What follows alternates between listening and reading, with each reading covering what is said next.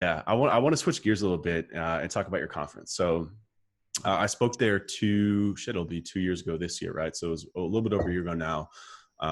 Came out with my girl, and dude, it was an amazing event. Honestly, I've been to quite a bit of SEO events, and by far one of the top in terms of the turnout and the fact that you get people to come to Thailand too is crazy. But really good crowd, really good venue, really good people. Like one of the top conferences. Sure, I definitely enjoyed it.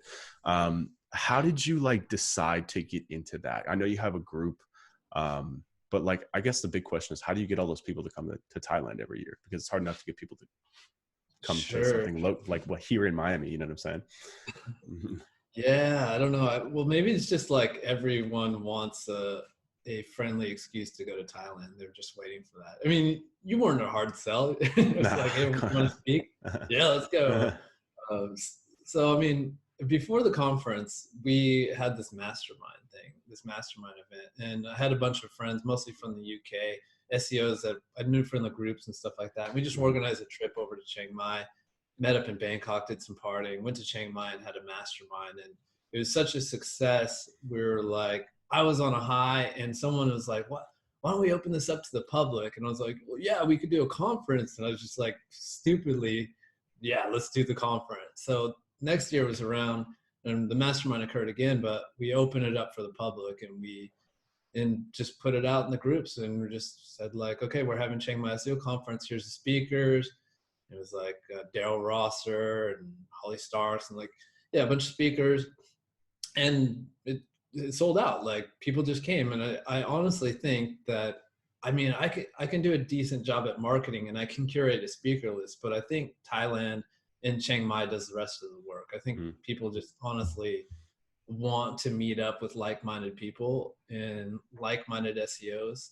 The industry, the crowd that it draws is 60% affiliate, about 30% client, and 10% e-commerce SEO. That's about the breakdown. And I think it's mostly like the affiliates just, can I please have someone to hang out with? Like I'm in my house all the time. Like just no, my wife won't talk to me about it. My husband won't talk to me about it. Like That's just want to true, hang man. out.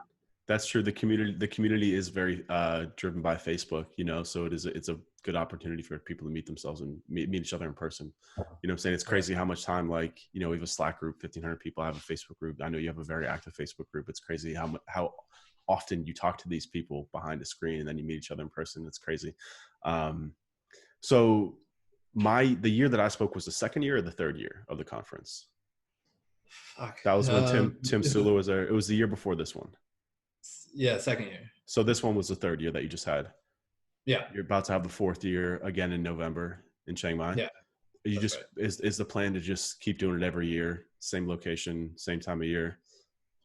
It's the Chiang Mai SEO conference. I kind of Yeah, branded it the wrong way if I want to expand it. that's true. Um, Have you ever thought about doing another one? I mean, is it worth it? I guess, to the thing that you don't have to give me numbers or anything, but every time I talk to someone who has a conference, they're like, it's a lot of work and I lost a lot of money. But they're like, the branding and the exposure was great from it.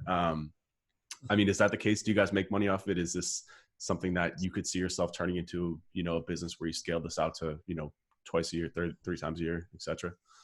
it's the worst ROI thing that I put my time into, for sure. The most amount of time I put in makes me the least amount of money. A lot of people say, like, well, what about the branding? Like, you can't measure the branding that you get from this, and like that's actually the problem I have. I can't measure the branding.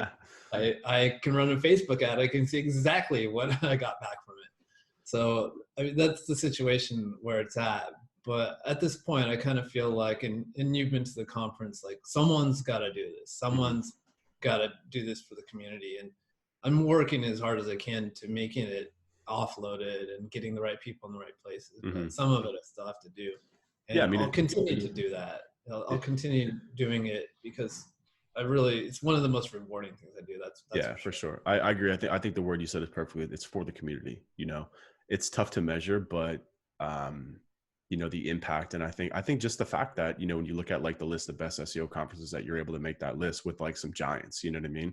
Um, that have been doing it, like Distilled. Like Search, like all those things that they've been doing it for years and years and years, and you're coming in a couple years in, having people across the world and selling it out. You know, most conferences really, really, really struggle to sell out, to sell tickets, especially because it's gotten to the space where it's gotten a little bit saturated, you know, a little bit overdone. I'll let you already know, like most conferences just recycle the same speakers over and over and over again. But I think that's the key thing from everyone that I've spoken to that has a conference or does this for a living. They're like, you know, it's quite a bit of work. It costs quite a bit of money. But the relationship and the connections that you build from it are just absurd. You know, there's nothing else like it. So I did want to ask you too, you hesitated when I asked you about it when we first started talking, but a lot of conferences now, I mean, so just me personally, I lost 2 pitches in the past week due to the coronavirus. Just one was a cruise line. Man, we were about to sign the paper with a huge cruise line and they were like, the industry is exploding. I'm sorry. You know, so that was when, and that was last week. That was the first time that I was like, damn, this is like probably going to be a pretty big deal. You're obviously in Thailand. I'm in Miami, very different places. Like how is I mean, first of all, let me ask you, I mean, cause you see all these conferences getting canceled. Is that something that you guys have kind of started to think about? You have all the way until November. It should be fine. Most people are saying like, you know, this will be an end of summertime thing, fall, but like just hypothetically, would you cancel, reschedule? Like, what would you do if your conference was like next month? So from what I've seen, you know, like doing conferences, you make friends with other conference owners and, you know, talking to like the Affiliate World guys and talking to other folks. And a lot of people are delaying. So a lot of people are taking their conferences now and delaying them to the end of the year, like around when Chiang Mai SEO is. That said, like my entire focus is on the community for this thing. And if it's not a safe idea to have this conference, there's no way I'll have it. Like everyone get their money back and everything will get refunded and I'll eat the costs. It's completely fine. So my eyes are on it completely. And I think what I will probably do is just consider delaying the ticket sales because, you know, it's just a pain in the butt to refund everybody if we do end up canceling it. But it's on my mind and it's a concern. Yeah, it's definitely a concern. But one thing that's interesting though is like I can tell that Americans and Europeans are freaking out way more harder than people living in Asia.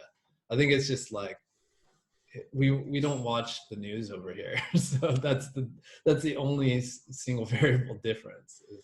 Yeah, it is crazy, man. I mean, like you can't go on Instagram, Twitter. It's just you're inundated by it, and you can't help but feel like a sense of anxiety, to say the least, because it's scary to watch. It's just like it's something that they just can't stop. And to me, it's like, you know, we get sick. It's likely, knock on wood, not gonna kill us, but just to me, the biggest thing is just the ripple that it's going to have and already having on the economy, like little things, you know, that you just don't really think about. You know, like my friend just opened a gym like 2 weeks ago, you know, and like small area. Yeah, exactly. And like, dude, people are going to, if this thing continues to spread, like people are going to be indoors for months, you know, they're not going to want to go to a space where you're in a small confined space. Like he might lose his business because of that shit, you know?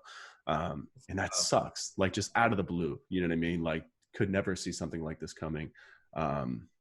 So it's little things like that. And then again, too, like the client stuff I'm just kind of starting to prepare us. Luckily we've stockpiled cash, but you know, starting to pull back on a lot of unnecessary expenses. I already tapered back our ads a little bit, you know, the ones that were just kind of like not driving too much revenue. Just little things, you know, just preparing for the fact that we might have to pay our staff, you know, out of the cash that we have and not the revenue that we're generating in for, you know, I don't foresee this being a long-term thing. This would, again, like a 6-month thing, but it's still, if you're not taking it seriously enough like I said, for the health thing, it's going to suck. Sick a couple weeks in bed, it'll suck. But for the business side of things, like if you're not prepared for it, and again, I always say, just hope for the best, but prepare for the worst. You know what I'm saying? Like, sure. I obviously hope it's going to be fine, but I sure as shit won't let it fuck with my income if I can help it. Yeah. Interesting point. So it's smart that you're cashing up in terms of protection, but I want to toss a question back to you. Please. Are you cashing up in terms of maybe maximizing some possibilities? So that's the other thing, right? That's a very good question. from a personal point of view, yes, we're actually looking at buying a house, and I'm actually like, it sounds terrible, but it's kind of a good thing that this is happening because a lot of the Miami housing market has just been going up with no sight and stop for it to stop. So we're hoping that they take a tumble. We can buy some assets for super cheap. From a business point of view, no, just because like, dude, we have so much going on as it is that, the only right now we're at such a good point where we're just the only thing we're investing in is our own stuff, you know. So the only thing I could think of, me and my partner talked about potentially buying like an e-commerce website, but then we got to the point where we're like, man, we have an agency, we've got his agency, that's great too, we've got the Blueprint training, then we've got the software that we're getting ready to launch. It's a big app for BigQuery. Like we need to focus on growing these things as big as we can.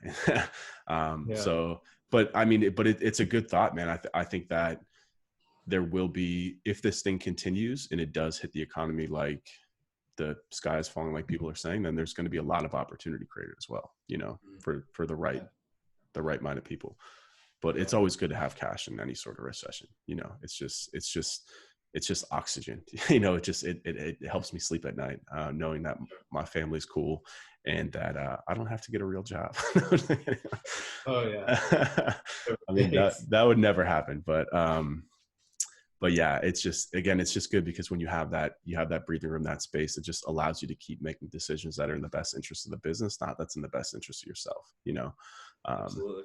So in that is, I think, why a lot of businesses might end up failing, especially we went through this like entrepreneurial boom where like a lot of people started making some money online. It was a side hustle.